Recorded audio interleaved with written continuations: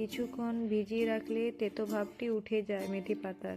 তারপরে আমি 2 কাপ আটা নিয়ে ওর মধ্যে 1 চামচ আদা বাটা, 3টি লঙ্কা কুচি আর হাফ চামচ জোয়ান, কিছুটা জিরে গুঁড়ো, ধনে গুঁড়ো দিয়ে ভালোভাবে আটাটাকে মাখিয়ে আধা ঘন্টা মেখে রেখেছিলাম। এবার আবার ঢাকনা খুলে লুইগুলো বানিয়ে নিচ্ছি। লুইগুলো বানিয়ে নেওয়ার পরে আমি পরোটাগুলো বানিয়ে নেব এক এক করে। আটাটা বেশি নরম করিনি, একটু শক্ত মেখেছিলাম, তার জন্যে পরোটাটা ভালো হচ্ছে।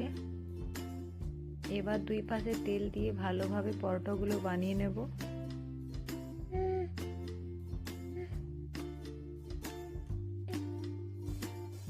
এইভাবে বাকিগুলো আমি বানিয়ে নেব।